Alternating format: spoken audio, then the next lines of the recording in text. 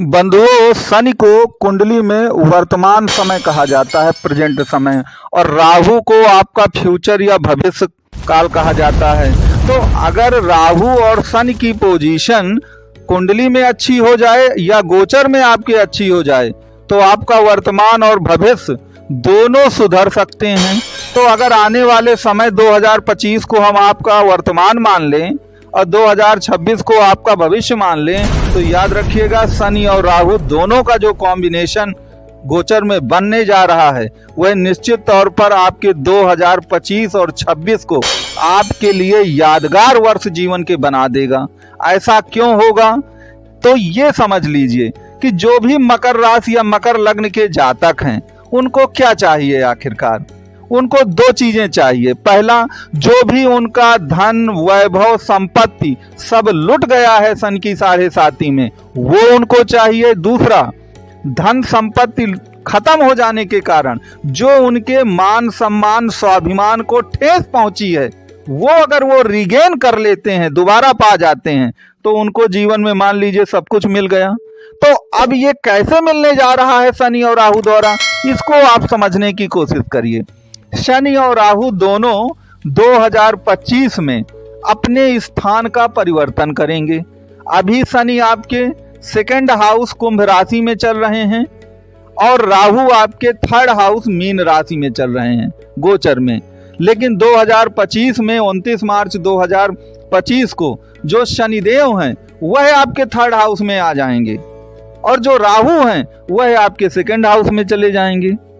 तो अब यहां पर इस लॉजिक को आप समझिए कि राहु को क्या चाहिए जीवन में। राहु को जीवन में धन, दौलत, संपत्ति और वैभव ही चाहिए। तो धन, दौलत और संपत्ति का जो स्वामी है वैभव का, वह द्वितीय स्थान में चला गया है और द्वितीय स्थान तो आपकी धन, दौलत और संपत्ति ही है। वही तो आपको चाहिए, वही तो आपने खो दिया है जीवन में। तो राहु को धन, दौलत और संपत्ति से ही मतलब है, जबकि याद रखिए अभी वहां पर शनि विराजमान है इस समय, अभी वर्तमान में। अभी तो याद रखिए, शनि को धन, दौलत, वैभव से कोई मतलब नहीं है। शनि तो बैरागी है, एकांत का जीवन जीता है।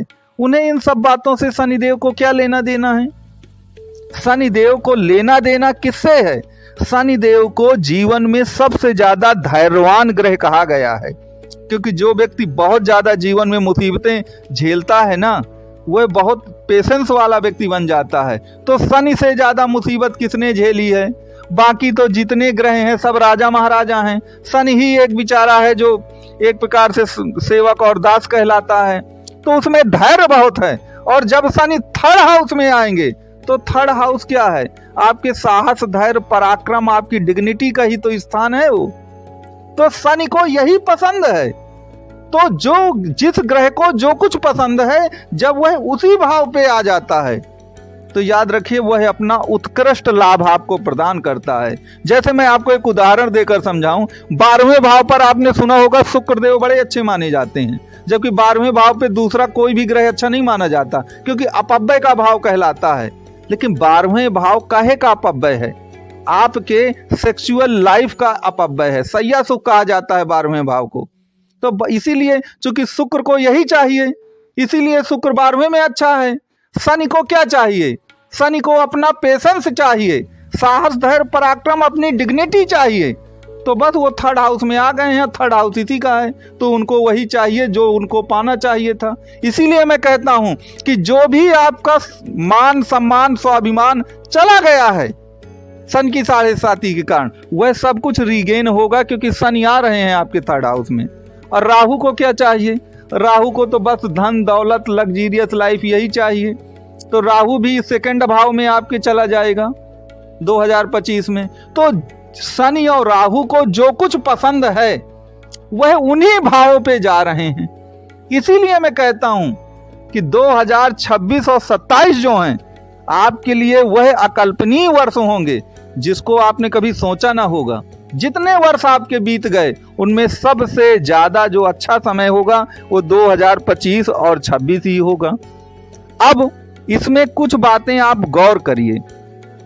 सबसे पहली बात याद रखिए कि शनि जब मीन राशि में जाएंगे थर्ड हाउस में, एक तो वैसे भी आपने सुना होगा कि तीसरे भाव पर शनि बहुत अच्छा परिणाम देते हैं, लेकिन उस पर एक बात और न सुनी होगी आपकी।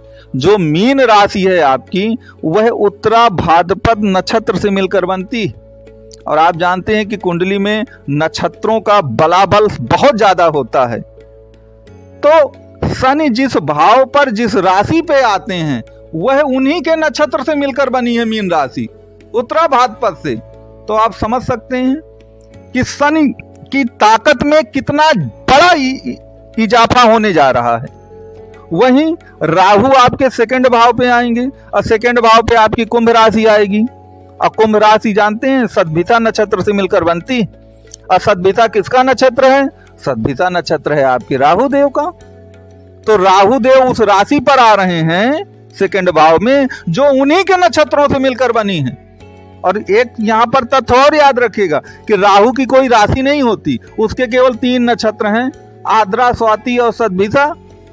तो जो राशियां उसी के नक्षत्र से मिलकर बनती हैं, वह उनको अपनी ही राशि मान लेता है।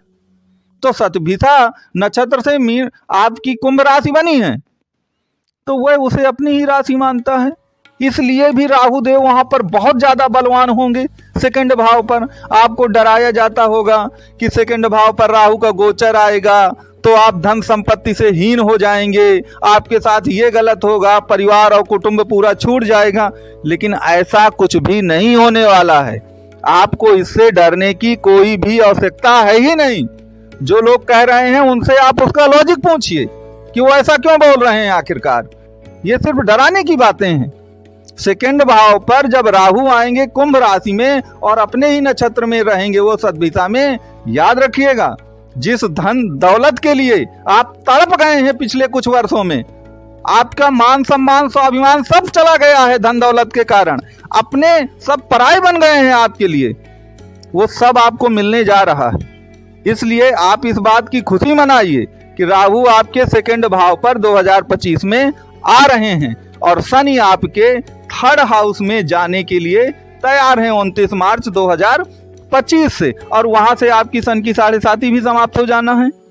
तो कहते हैं ना कि जब मुसीबतें आती हैं तो सब एक साथ आती हैं, और जब अच्छा समय आता है ना तब फिर छप्पड़ फाड़ के सब कुछ मिलता है।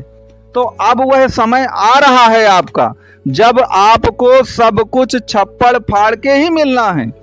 इसलिए आपके लिए, जीवन के लिए जो मैंने बताया है, सबसे ज्यादा यादगार वर्ष होंगे और आप इन यादगार वर्षों का अपना एक आनंद उठाइए। मित्रों, आपको ये संपूर्ण वीडियो जो है वो कैसा लगा ये आप जरूर बताइएगा। अब कुंडली से संबंधित कोई भी प्रश्न हो तो दिए गए नंबर पे आप संपर्क कर सकते हो।